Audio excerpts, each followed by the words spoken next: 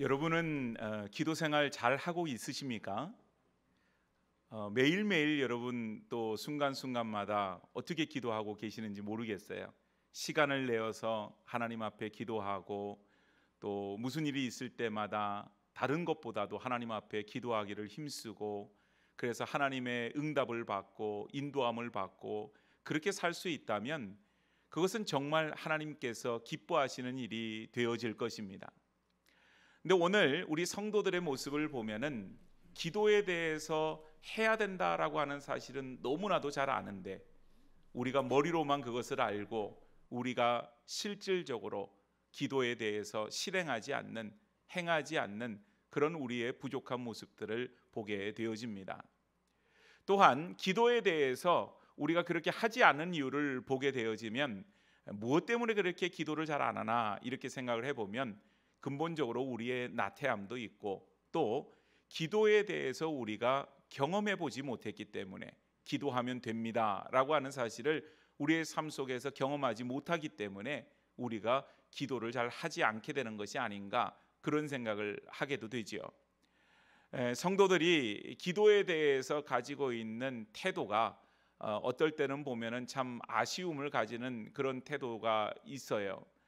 첫 번째는 뭐냐 하면 이전에 우리 그 기도에 대해서 말씀을 전할 때에도 그 예를 들었는데 기도를 스페어 타이어처럼 사용한다라고 하는 것입니다. 여러분 스페어 타이어는 예비 타이어잖아요. 자동차가 굴러가는데 보통 때는 이 네 바퀴의 타이어가 네 개가 있어요. 그러다가 하나가 펑크가 나면 어떻게 합니까? 그거를 빼내고 요즘은 뭐 이제 기술이 발달돼서 거기다가 어떤 걸 주입을 해서 그 타이어를 갈아 끼지 않고 하는 일들도 있지만 이제 이전에는 그 스페어 타이어로 트렁크에서 꺼내 가지고 그거를 갈아 껴야 된다고 하는 것입니다. 이 말은 무슨 말인가 하면 평소에는 잘 기도하지 않다가 우리가 막상 어려운 일이 생기고 필요할 때가 생기면 그때서 이제 기도를 꺼내서 기도를 하게 된다고 하는 거예요. 그래서 내 마음에 어떤 간절함이 있을 때 학생이 시험 볼 때 하나님 이번 시험 잘 보게 해주세요. 또 하나님 이번에 회사 취직을 위해서 뭘 하는데 그거 하나님께서 이루어 주셔서 꼭 취업이 될 수 있도록 해주세요. 그런 마음으로 스페어 타이어처럼 쓴다고 하는 거죠. 물론 뭐 그것도 기도를 하지 않는 것보다는 나은 일은 될 것입니다만은 우리가 오늘 본문을 통하여서 기도에 대한 예수님의 가르침을 생각할 때 좀 아쉬움이 있는 것이 사실입니다. 또 하나는 기도를 우리가 마치 도깨비 방망이처럼 쓴다고 하는 거예요. 뭐 동화책에 나오는 얘기잖아요. 도깨비 방망이 무슨 말입니까? 금 나와라 뚝딱 그러면은 금이 나오고 은 나와라 뚝딱 그러면 은이 나와요. 그래서 하나님 앞에 기도할 때 그것이 하나님의 뜻인지 또한 나의 욕심인지 하나님의 뜻이 아닌지 뭐 하나님의 뜻이 어디에 있는지 그거에 대해서 전혀 관심이 없고 오직 내가 이루고자 하는 그 일을 기도를 통해서 그저 이루면 된다 그런 마음으로 기도하는 그런 사람들의 모습이 있다고 하는 것이죠.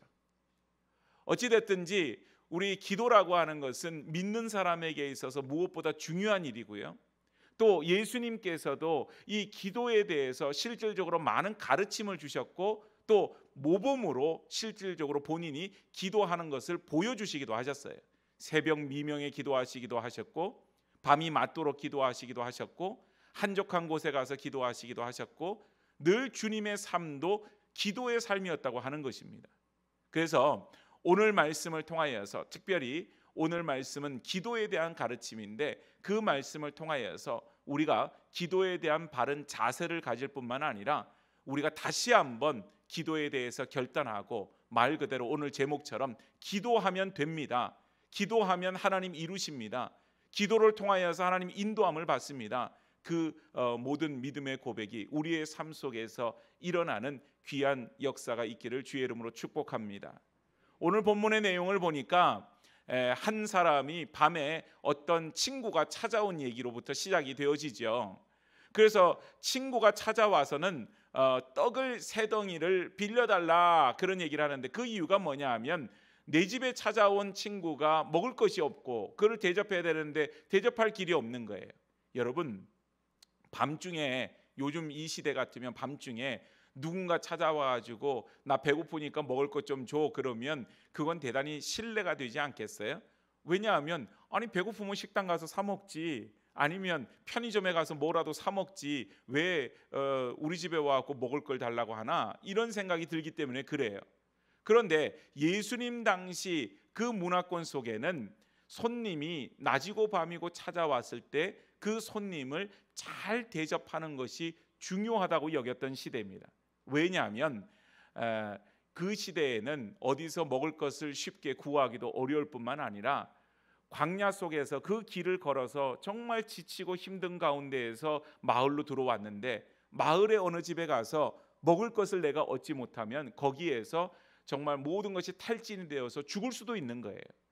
그런데 그 사람이 결국은 나도 그런 역할을, 나도 그런 입장에 처해질 수 있기 때문에 그저 나그네가 오면은 잘 대접하고 잠자리도 잘 마련을 해주고, 그래서 충분히 이렇게 몸을 회복해서 또 그가 길을 떠나도록 해주는 것이 그 당시 그 지역의 하나의 어떤 말하지 않아도 서로가 지키는 불문율과 같은 그런 일이었다고 하는 것입니다.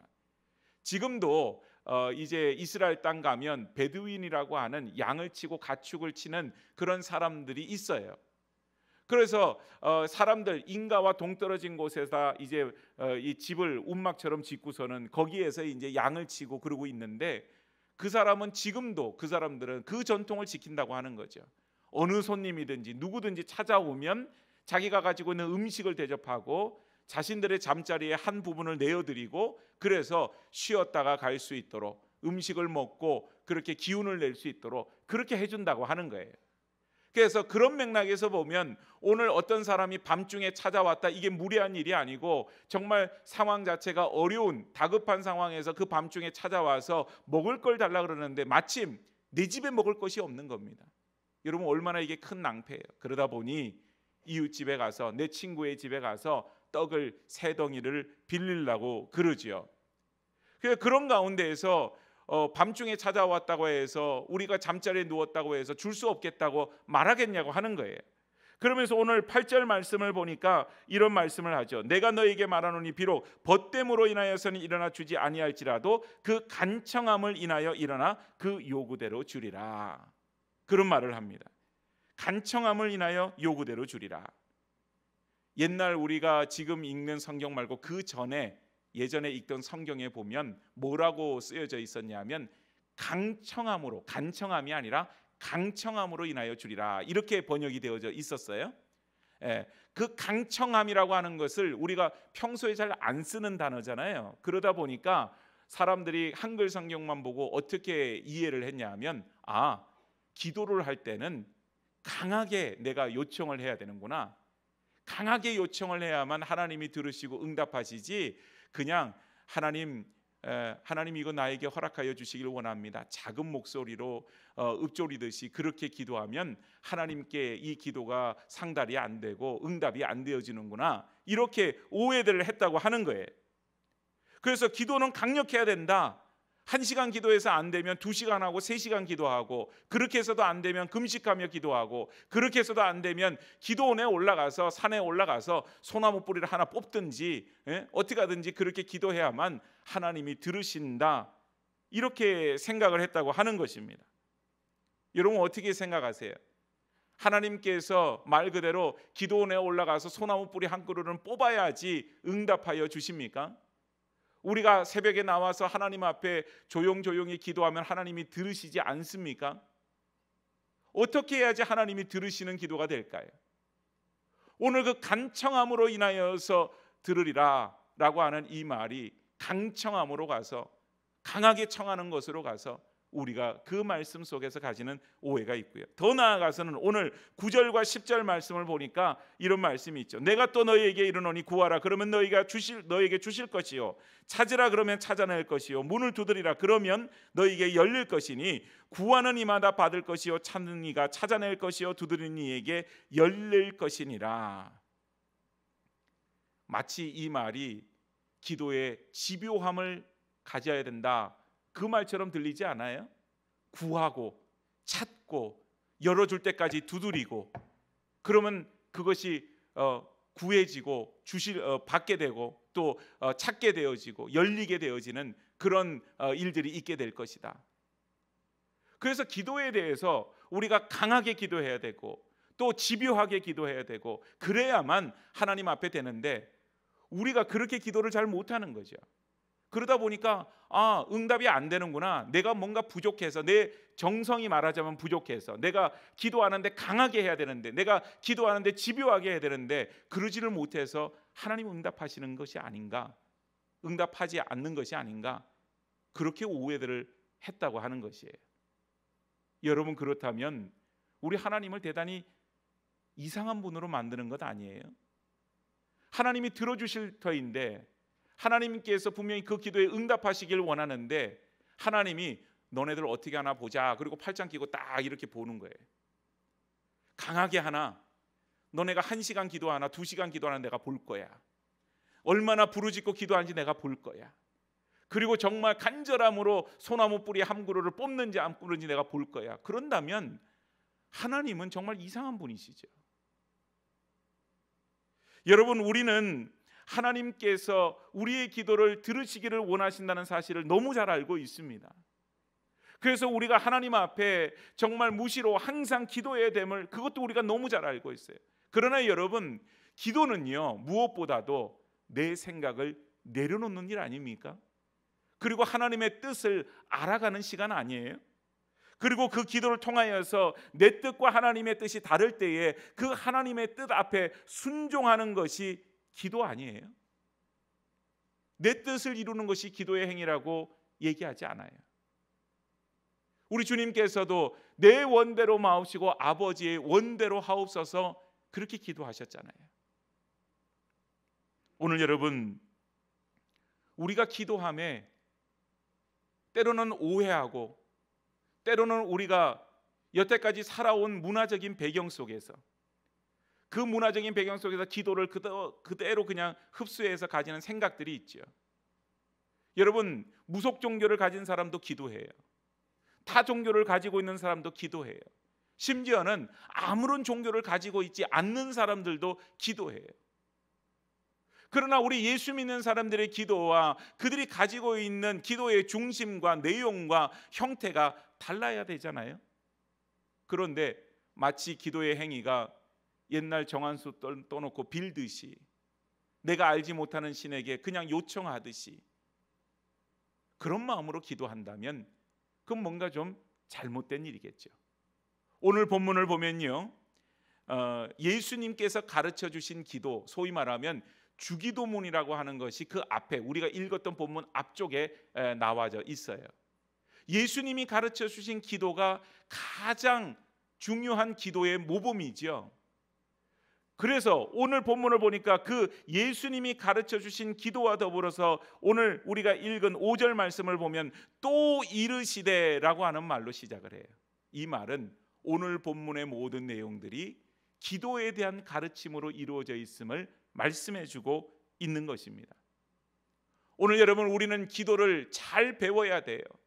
또한 배우는 것으로 끝나는 것이 아니라 그 배운 내용대로, 온전히 깨달은 내용대로 하나님 앞에서 우리가 기도하기를 힘써야 될 줄로 믿습니다.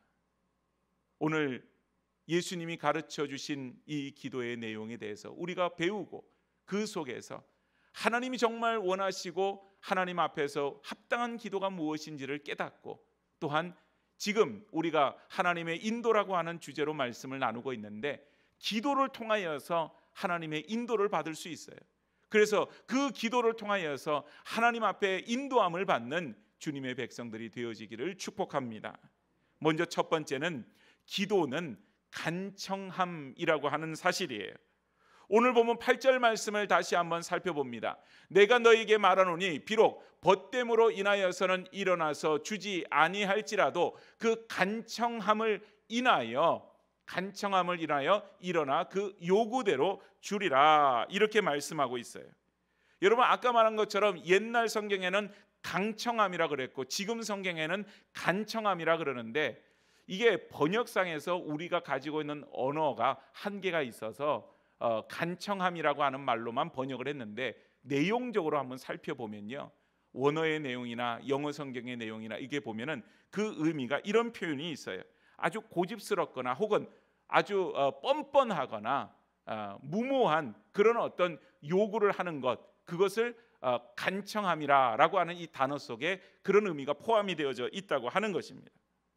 무모하고 뻔뻔스러울 정도로 간청하는 것, 그게 오늘 본문의 간청함이에요.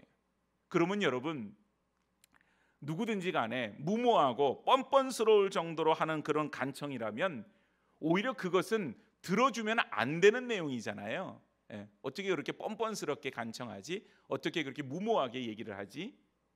모든 사람들은 다 합리적인 걸 원하고 다 이성적인 걸 원해요. 그래서 내가 누군가 나에게 어떤 것을 요청했을 때 들어줄 만한 것을 들어주지, 무모한 내용을 뻔뻔스럽게 나한테 간청하면 들어주지 않는다고 하는 것입니다. 그런데 여러분, 우리가 일상생활의 관계에서도 보니까 뻔뻔하고 무모한 요청에 들어주는 일들이 있더라고요. 그 왜 그런가 보니까 그 중심에 관계라고 하는 것이 있어요. 그래서 다른 말로 얘기하면 기도는 관계에서부터 출발한다, 이렇게 말할 수 있습니다. 이 무슨 말인가 하면 이런 얘기예요. 여러분, 부모 자식 간의 관계를 한번 잘 생각해 보면 자식이 부모에게 뭘 맡겨놓은 것이 없어요. 그렇죠? 그런데 그 자녀는 어때요? 엄마 배고파요, 밥 주세요. 뭐 쌀을 사다 준 적도 없고 반찬을 사다 준 적도 없고 뭘 해준 게 없는데 그냥 늘 그렇게 당당하게 요구해요. 엄마 밥 주세요. 아빠 용돈 주세요. 아빠 이번에 학교 가는데 책도 사야 되고 또 등록금도 해야 되는데 그거 얼마가 필요해요. 그거 저 주세요. 그리고 요구를 해요. 여러분, 그냥 부모 자식 간의 관계라고 생각하지 말고 그냥 관계라고 생각해서 놓고 보면은 이거 대단히 뻔뻔한 관계 아니에요? 뭘 맡겨놨다고 달라 그래요? 근데 부모 자식 간에 그거를 뻔뻔한 관계라고 이해하는 사람은 아무도 없습니다. 자식이 부모에게 당연히 그렇게 요구할 수 있고, 또 부모는 자녀가 때로는 말도 안 듣고 속도 세기고 그렇게 한다 할지라도 자식이 그렇게 필요한 것이 있고 요청할 때는 부모는 어떻게 해요? 그 자식에게 다 해주는 거예요. 여러분, 이것이 바로 오늘 본문에 나오는 간청함, 무모하고 뻔뻔스러운 그런 상황 속에서 이루어지는 그 관계, 그거를 대변해 주고 있는 말입니다. 하나님과 우리와의 관계도 마찬가지거든요. 우리는 여러분 하나님 앞에서 순종하는 백성들입니까? 아니잖아요. 지독하게 말 안 듣는 불순종한 그런 백성이고, 하나님의 뜻대로 살지 않고 내 고집대로 내 생각대로 살려고 하고 말 안 듣는 사춘기 아이들하고 똑같은 그런 모습이 우리의 모습이에요. 그런데 하나님께서 우리가 기도할 때 우리가 무모하고 뻔뻔스럽게 하나님 앞에 그런 모습으로 기도하는데도 하나님은 들으십니다. 그게 은혜예요.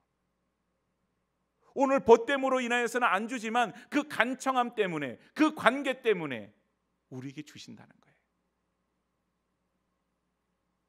오늘 여러분 출애굽기를 보면요, 출애굽한 백성들이 배가 고프고 줄였어요. 그때 하나님께서 만나라고 하는 음식을 주십니다. 근데 만나라고 하는 음식을 생전 보지도 못한 그 음식을 막 먹는데 처음에는 배가 고프니까 그 음식이 얼마나 맛이 있었겠어요. 그런데 나중에는 내가 이 박한 음식을 싫어하노라, 그렇게 얘기를 해요. 배가 부른 거죠 이제는. 그러면서 민수기 11장 4절 5절 말씀을 보니까 이런 말씀이 있어요.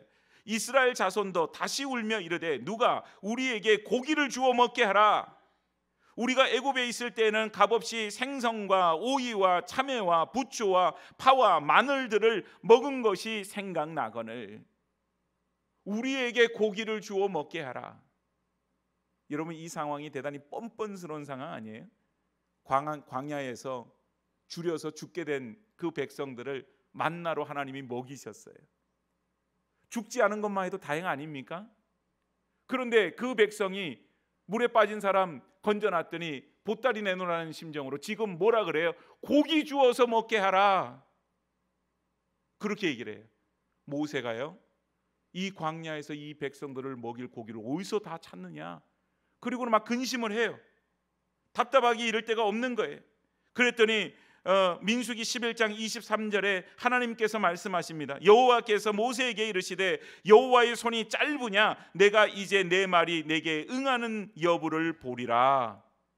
하나님 손이 짧으냐? 그 말은 하나님이 능력이 없으신 분이냐? 사람의 눈으로는 이 백성들을 다 먹을 고기를 어디서 찾느냐 이렇게 생각하지만 하나님은 전능하신 하나님이라고 하는 사실입니다. 그래서 31절 말씀에 바람이 여호와에게서 나와 바다에서부터 메추라기를 몰아 진영 곁 이쪽 저쪽 곧 진영 사방으로 각기 하루길 되는 지면 위 2규빗쯤 내리게 한지라. 여러분, 한 규빗이 얼만큼이냐면 이 손끝에서부터 팔꿈치까지, 그래서 보통은 45cm 정도를 한 규빗이라 그래요. 그러면 2규빗이 내렸다 그러니까는 90cm 가량, 그렇게 메추라기가 땅 지면 위에 그냥 그득하게 내린 겁니다. 하나님이 그렇게 하셨죠. 그렇게 뻔뻔스러운 요구였음에도 불구하고 하나님께서 그들에게 고기를 주어 먹게 하셨습니다. 물론 탐욕으로 말미암아서 심판도 받게 되지만 하나님의 그 응답이, 하나님의 역사가 그 가운데 있어요. 오늘 여러분, 하나님은 우리의 기도를 들으시는 분이세요. 그런데 우리는 그 기도를 들으시는 분 앞에 우리는 체면을 차릴 때가 많잖아요. 내가 이런 기도하면 이건 좀 하나님 앞에서 부끄러운 일인데, 내가 주일날 교회도 잘 못 나가고 빠질 때가 많고, 나는 하나님 앞에 헌신도 못하고 봉사도 못하고 이런저런 것으로 하나님 앞에서 내가 믿음 생활을 온전히 못했는데 이런 기도해도 될까? 어떻게 생각하세요, 여러분? 이런 기도해도 될까? 우리는 하나님 앞에 기도할 수 있는 사람으로 하나님이 부르신 줄로 믿습니다. 기도의 자리에 불러주셨어요. 그리고 우리가 비록 불순종하고 우리가 비록 부족하지만 하나님께서는 우리의 기도를 들으시기를 원하고 우리가 하나님 앞에 뻔뻔스럽게 나아가서 기도하는 것을 하나님이 원하신다고 하는 사실이에요. 왜요? 우리는 하나님의 백성이고 하나님의 자녀이고 하나님은 바로 우리의 하나님, 우리의 아버지이시기 때문에 그런 것입니다. 사랑하는 여러분, 뻔뻔스럽게 기도할 수 있어야 돼요. 하나님 앞에 기도하는 것을 멈춰서는 안 돼요. 내 마음대로 기도를 놓고 이것 자르고 저것 자르고 이것만 하나님 앞에 드려야지, 그런 마음 가져서도 안 돼요. 하나님은 우리가 생각하는 것보다 훨씬 더 크신 분이십니다. 오늘 여러분 본문에 보면 이 세상에 있는 아버지도 자식에게 좋은 것으로 줄 줄 알거든, 이런 말을 하잖아요. 하물며 하나님은 어떤 분이시냐? 사랑하는 여러분, 오늘 우리의 기도에는 거침이 없어야 돼요.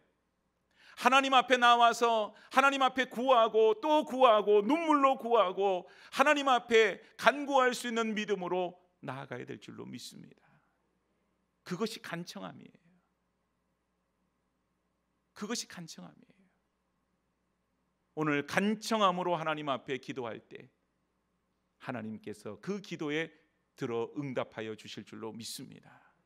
두 번째는 기도는 습관적이어야만 합니다. 오늘 9절과 10절 말씀을 다시 한번 살펴보겠습니다. 내가 또 너희에게 이르노니 구하라 그러면 너희에게 주실 것이요, 찾으라 그러면 찾아낼 것이요, 문을 두드리라 그러면 너희에게 열릴 것이니 구하는 이마다 받을 것이요, 찾는 이는 찾아낼 것이요, 두드리는 이에게는 열릴 것이니라. 아멘. 오늘 보니까는 세 가지의 명령법과 세 가지의 그 결과가 있어요. 구하고 찾고 두드리면 그러면 받게 될 것이고 찾아낼 것이고 열리게 될 것이다, 그렇게 얘기를 하죠. 구하고 찾고 두드리는 것을 우리가 원문으로 보니까 이렇게 돼 있어요. 너희는 요청하라, 너희는 찾으라, 너희는 두드리라, 이렇게 말하는 거예요. 명령어예요. 그러니까 그냥 뭐 찾으려면 찾고 말라면 마는 게 아니라 우리에게 명령하시는 거예요. 너희는 요청하라, 너희는 찾으라, 너희는 두드리라, 그렇게 말씀하세요. 그런데 여러분, 이 말이 뭐냐면 현재 명령법이라 그래요.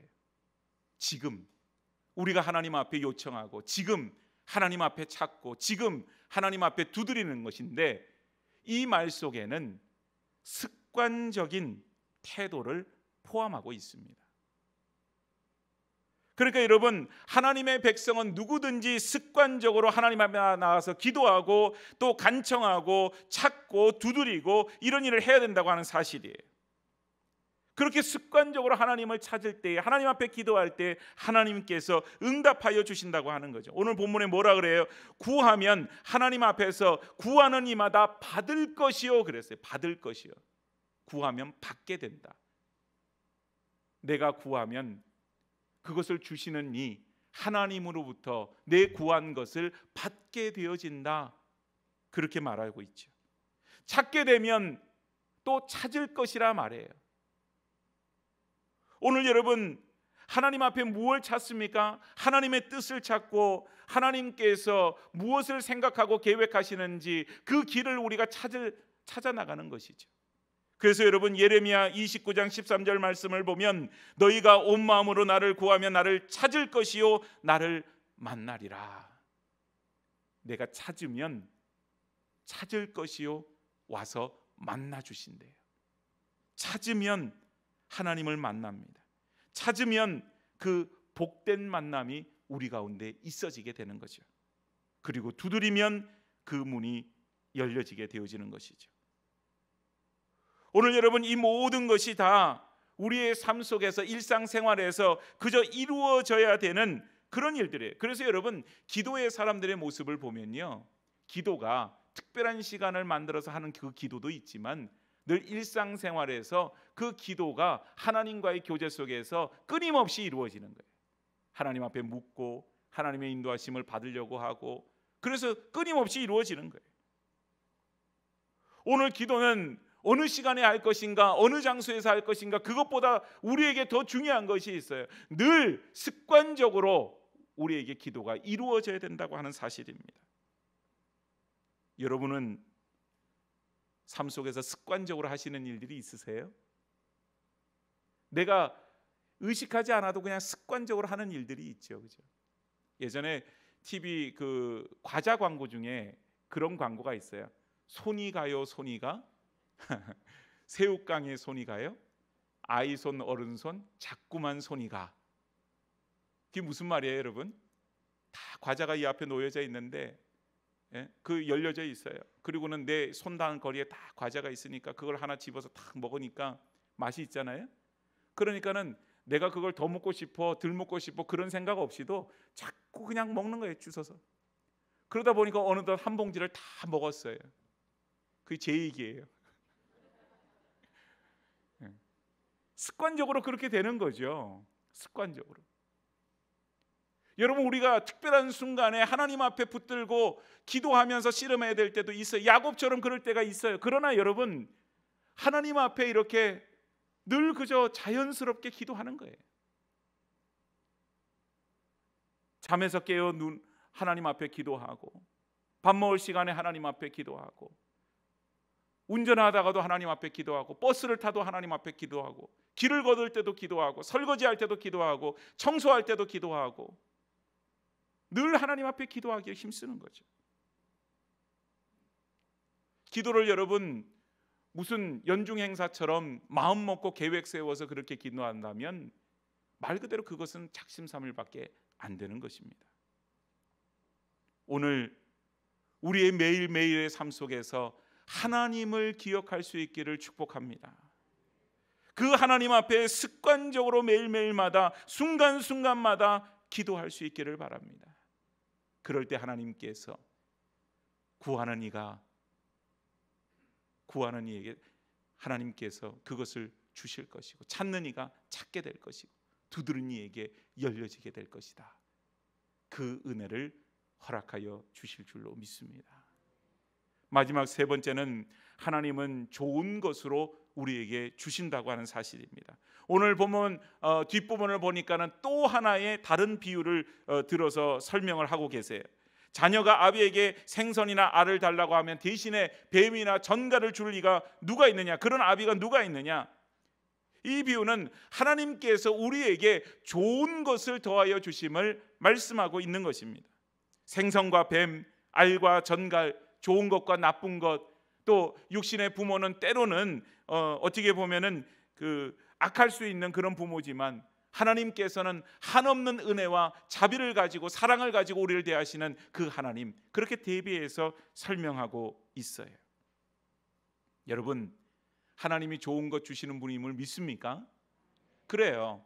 우리가 기도할 때 하나님 좋은 것 주시죠. 그런데 이 좋은 것이라고 하는 게 뭐냐 이 말이에요. 좋은 것이라고 하는 게 말 그대로 내가 생각하는 좋은 것, 내가 생각하는 것이 요만한 것이었는데 그보다 훨씬 더 크고 좋은 것, 내가 필요한 것은 정말 작은 물질이었는데 내가 생각보다 더 큰 물질, 그것이 우리에게 좋은 것이 되어집니까? 오늘 본문의 마지막 13절에 너희가 악할지라도 좋은 것을 자식에게 줄 줄 알거든 하물며 너희 하늘 아버지께서 구하는 자에게 뭘 주신다고요? 성령을 주시지 않겠느냐. 우리에게 좋은 것은 성령님이세요. 우리에게 이 세상 어느 것과도 바꿀 수 없는 것, 가장 좋은 선물은 바로 성령님이십니다. 성령님이 우리 안에 계세요. 성령님이 우리와 함께하여 주세요. 그래서 우리가 어떤 길로 가야 될지 알지 못하고 우리가 무엇을 해야 될지 알지 못할 때 그것을 깨닫게 하여 주시고 그 삶을 인도하여 주시는 것, 성령님이 하십니다. 그래서 성도는 늘 기도할 때 성령 충만하게 하여 주옵소서 기도하지요. 그게 뭔 말이에요, 여러분? 성령 충만하다는 얘기가, 다시 말씀드리면 이런 거예요. 물컵에 물이 반쯤 차 있으면 나머지 반은 뭐로 채워져 있는 거예요? 공기로 채워져 있는 거예요. 그죠? 그런데 이 물컵에 물이 그냥 꽉 차다 못해서 찰랑찰랑 넘쳐요. 그러면은 뭐로 꽉 차 있는 거죠? 물로 차고 넘치는 거죠.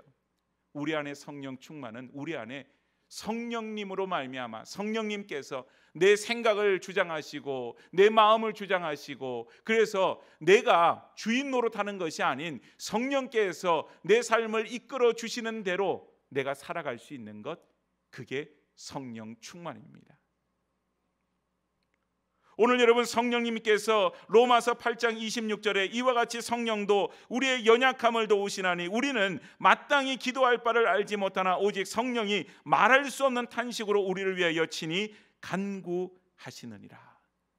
우리의 연약함으로 뭘 기도해야 될지도 모르는 그렇게 부족하고 불쌍한 우리들을 성령님께서는 위에서 말할 수 없는 탄식으로 우리를 위해 기도해 주신다 말씀하세요. 오늘 여러분, 특별한 선물로 오신 성령님 누가 주신 거예요? 하나님께서 우리에게 선물로 주신 것 아닙니까?